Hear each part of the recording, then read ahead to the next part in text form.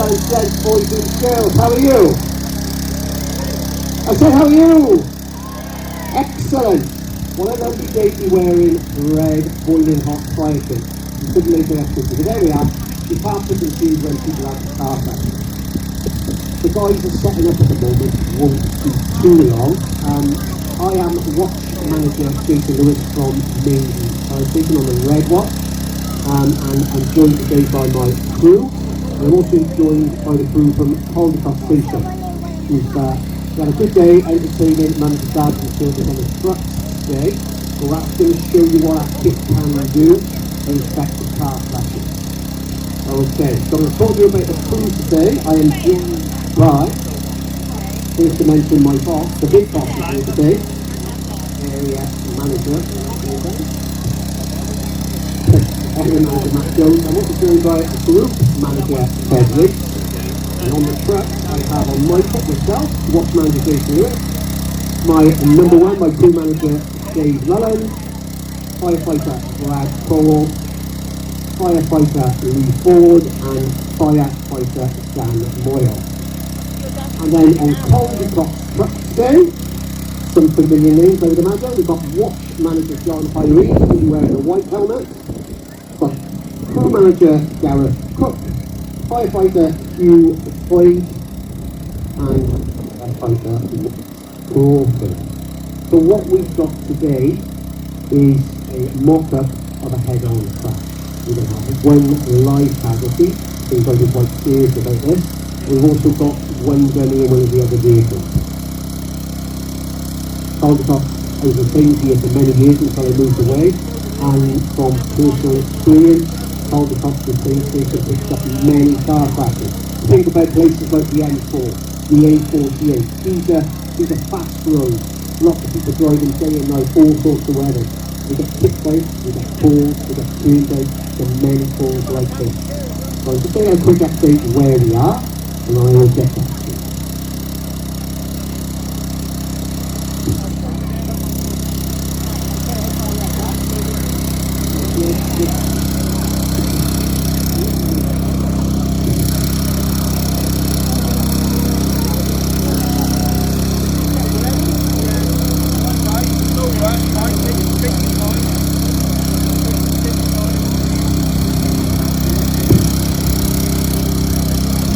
And today we are joined as our casualty stroke victim, Sarah Griffiths, from the recruitment team for the fire service.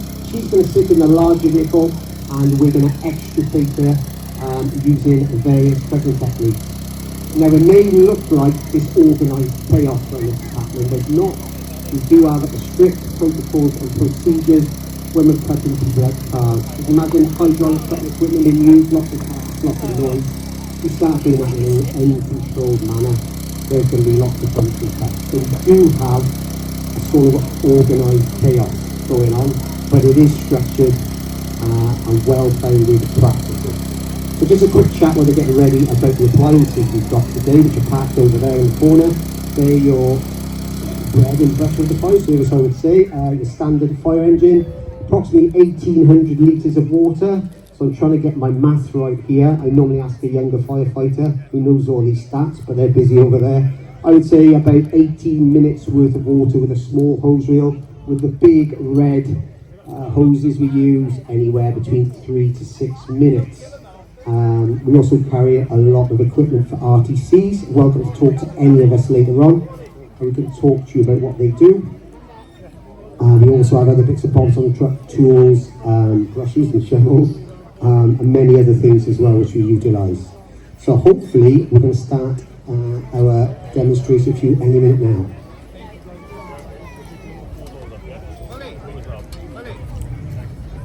Okay guys? Okay then, on a normal, like there's no car crash is normal, that's probably the wrong terminology, but every crash we go to, a 999 call will come in, go to our colleagues in fire control, and they will turn out a certain number of appliances depending what the crash is. So say the crash is involving a couple of buses, you're going to have everybody going to that. Maybe a car and it's all four wheels, single crash, you may have 2 fire engines. There is another fire engine in Malpas, looks slightly different to them. That is a rescue tender that carries a lot of heavy cutting gear and a lot of equipment for the more heavy duty RTCs that we go to. So what's going on right now? First thing we do is part of the 6 phases of RTC. The first thing is what we call safety. Safety's everywhere now, but it's simple things such as, is the engine off? The car's electric, you've got to check it's off. It can still be running. It's really embarrassing, you cut someone out of the car and it starts moving. The engine's off, the handbrake's on, it's out of gear, is any fuel leaking out of it? And we've got a hose reel out, charged and ready to put out any fire. So these are the basic things we need to do first. So we've done the safety thing. The next thing we're doing on is stabilising the vehicle. I bet you're thinking, why are they sticking blocks of plastic underneath the car? What that's doing is making a stable platform. If somebody's had a car crash, good chance they may have had some sort of spinal injury. The last thing you want is a load of heavy-duty firefighters jumping up and down on top of the car and someone shooting around it. So try to stabilise the vehicle. That's where the lumps of plastic are, trying to make a nice, flat, stable road surface. Okay, so we've moved on from stabilisation and we managed the glass. It looks like we've stuck green film all over the windows.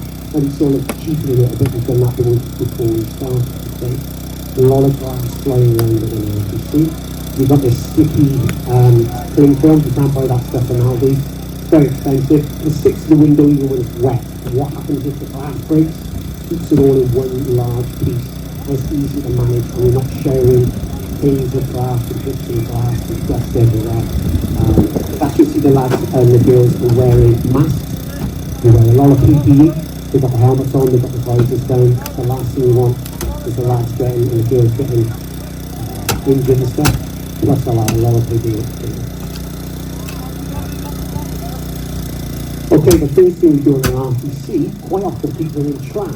So that could be something like a course up in the pedals. The steering wheel's embedded in this part of the body. They're trapped by the roof. There's all well and good taking the roof off, and then we find out they're in track. So the first thing we do is what's called an emergency plan. And that can be something as simple, let's take the door off and have a look. And that's exactly what the lads are doing. They've taken off the doors and they're having a look. That's our emergency plan. So if the person is in track, and our colleagues from the ambulance service, there's a paramedic over there, they will tell us what we call time critical, they need to come out right away, or we have to do a time. So they're getting their emergency plan into place. So once the emergency plan is into place, and paramedics happy, they're not happy, but obviously he's happy as he can be, that the casualty is non-time critical, so we have a bit of time to do what we call an gold standard or an extra plan. We try to pick a roof off. Picking a roof off gives so much more space, we get hands on the casualty and we can help them extricate the vehicle. So that's what we're doing on both of these cars today. We're managing the glass and we're protecting the roof off. Okay, so you see we've got different types of equipment in place today. You might have had a look around the truck earlier on. It's all hydraulic equipment. Most of it's hydraulic equipment actually. So we've got hydraulic cutters, which does what it says, it cuts. We've got hydraulic spreaders, which does what it says, it spreads open the doors. And we've also got a tool called a combi tool, which is a combination of both, which is my favourite because it's nice and light. You're all the way this time. Okay, some of the firefighters are now cutting the glass. Okay, so a little chat to you about glass on a vehicle. You may not know this. The front windscreen is laminated. Sheet of glass, sheet of plastic, sheet of glass all stuck together. So that's designed if you have an accident, it's not going to shatter and come all over your face. It's going to be in a situation where it all stays together. The rest of the glass in most cars nowadays, some of them are starting to go to laminate in other places, but most of the ones we prefer, the glass on the side is non-laminated and does shatter. That's why we can't cut that, and that's why we cover it with this posh cling film. So the guys have used a reciprocating saw to cut through the glass, the laminated glass, as part of the plan to remove the roof. And as I mentioned earlier on, we would be working in conjunction with our colleagues from the ambulance service or the helmet, or the basic doctors, which is like the emergency doctor on call. And everything we do is a casualty-led execution. We go on what the paramedics say. So we make sure we listen to them, and they tell us how serious the injuries are and what we can and basically can do with respect to casualties. As I say, this is the ideal scenario when you're a trainer. You've got time to take the roof off. You're not in a rush, okay? So that's what's going on right now. Talking about our fire kit. So Maindy's crew, my crew today are in the gold kit. They're probably sweating quite a bit in that, and they'll be telling me off for that on the truck on the way back. Caldicot's crew, with John O'Reilly in charge, they've got their red kit on.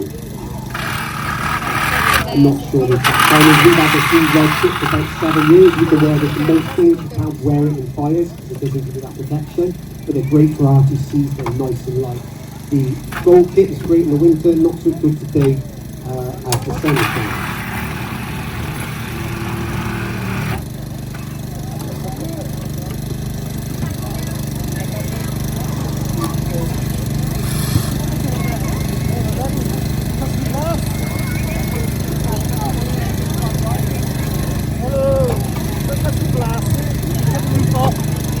Okay, we'll put the roof off.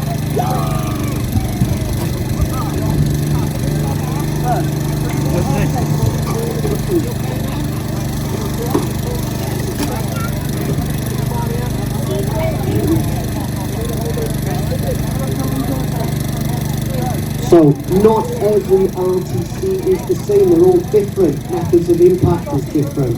Different parts of the car have impacted on the casualty.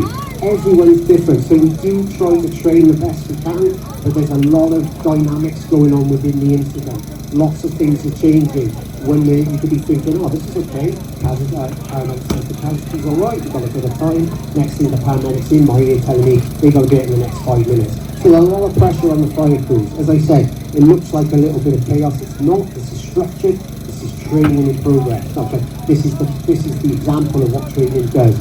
It's fast, quick, get to work in a safe and controlled manner. I don't know if you see the dust coming off where the lads are cutting the glass. You don't want to be breathing that in. That's why we're wearing all this PPE. Another danger of an RTC is, I don't know if you saw it, the firefighters put like a bag over the steering wheel. And not every impact involving cars allows the airbags to go off. There might be some videos on YouTube where you might see like firefighters have stuck their head into cars and stuff and the airbag's gone off. Okay, they've got their helmet on, but it does give them a bit of a shock. So you put a bag over the wheel, the steering wheel, if that bag hasn't deployed, so if for any reason during when you're cutting, cut the wire, reactivate the switch, if that airbag was to go off, we can clean it within the car.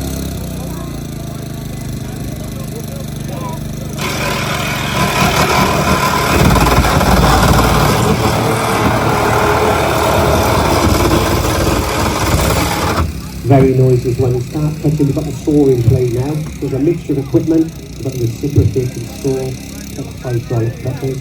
Sometimes you can use impact welders, sometimes you don't need to cut a car in half to get someone else. You've got impact welders, you've got saw tools, you've got spanners, you've got cutters. But if needs must, we started to use the saws and the hydraulic cutting equipment. It is very noisy.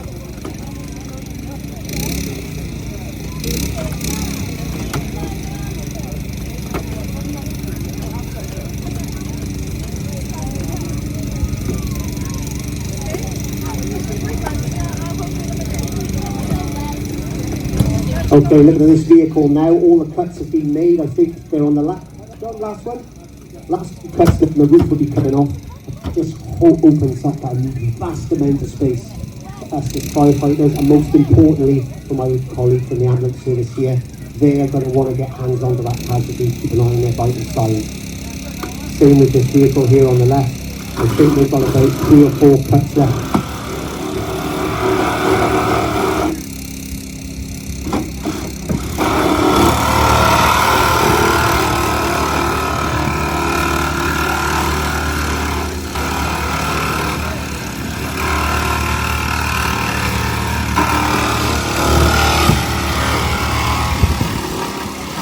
Another interesting fact for you, as you start cutting bits off the car, doors, boots, bonnets, even seats, what's going to happen? The car's going to get lighter. see the lumps of plastic we shoved underneath the car to give us that stable platform.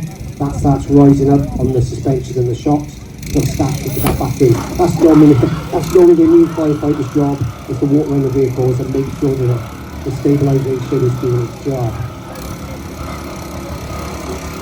And just to talk about the different cooling systems we've got today, we've got the whole time one and whole time. I used to do the change, that's what caldicot's clear. So they're your home keepers, they're your people looking after the kids, they're your pictures, they're your teachers, they're the people who work for the council. And in their spare time, they go home, put the beeper on, and they're on call to your local fire station. It's a fantastic job. It's a real good way of giving back to the community. So if any of you are ever interested in maybe doing something for the community, earning a little bit of extra money as well, and maybe getting involved in something you never ever thought you would, well, I can't over there next to the fire appliances from the recruitment team. Have a word with them. They'll give you lots of good and useful information.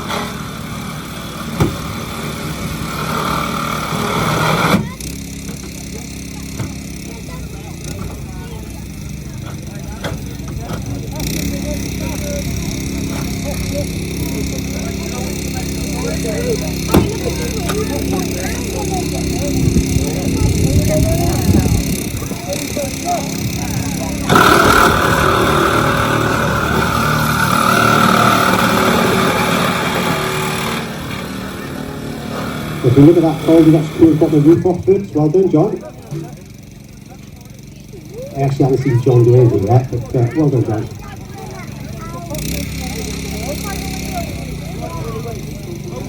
So this is a bit of a dangerous part of the extrication. You're lifting that roof, it's probably going to weigh about 100 kilos, maybe more, maybe slightly less. But the dangerous part, there's a big lump of glass hanging off the bottom. So extra care is taken lifting that over the casualty's head. You can see the dummy there, it's got the sheet put over them, giving it a bit of protection. So get that down, put away ASAP, get out the way, and the amount of times I tripped over one of them on a job, well, I don't believe it. Okay, obviously there's lots of ragged edges there, there's bits of glass, there's a bit of metal sticking up, so John's probably going to get his crew to start covering them over now. It's quite easy now, you think, oh, the roof's off now, our job's done, less than you know someone's cut their hand on a bit of glass, a bit of metal, and old wash manager this year started filling a lot of forms and being told off very fast.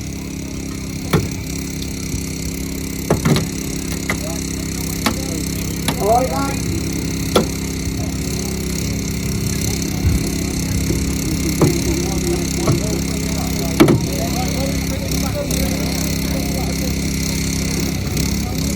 A lot of new vehicles nowadays have got all the Gucci stuff in them, boron steel and some other stuff.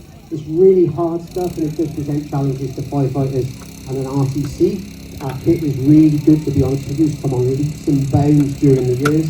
It will cut this new stuff, but we do have to sort of approach it in different ways. This is why we tend to go a lot now by taking doors off, using impact wrenches, taking bolts out per se, because it is a little bit more difficult using the cutting equipment, but it will work.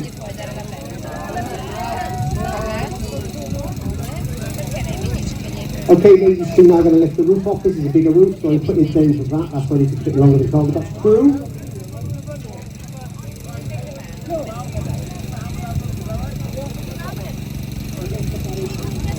As I said, every vehicle is different. Every vehicle presents its own challenges. The lads have to do a couple of cuts on the post of the car. So working back from the front to the back of the car. First post is the A, second post is the B, etc, etc, A, B, C and D posts. Sometimes they've got the hard steel in, you have to cut somewhere else.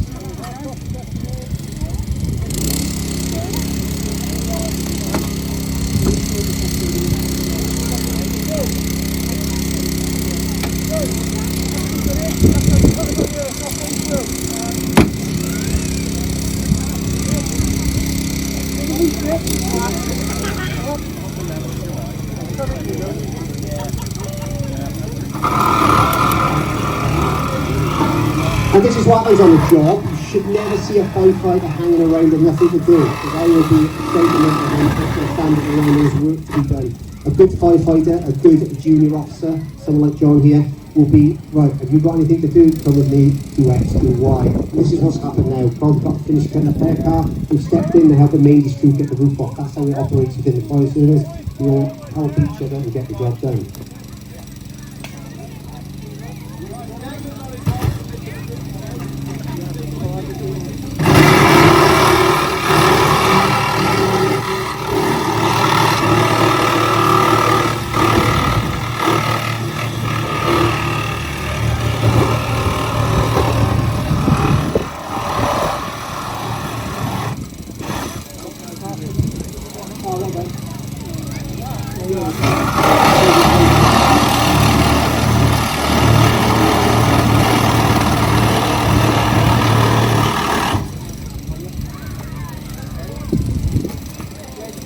Right, ladies and gentlemen, here we are, approaching the finish line.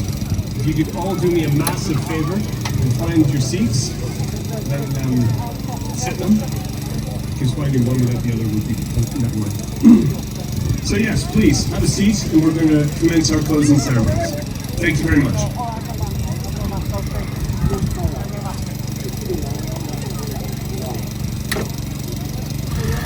Okay, so the roof's coming off on this vehicle now, and quite often, it's the way it happens, there's normally an electrical cable that you've missed, or a tube carrying some wiper fluid or something like that, and then you've got to run and try and cut it off. But fingers crossed, they've got everything, and this roof will come off in a nice, clean lift. Good stuff.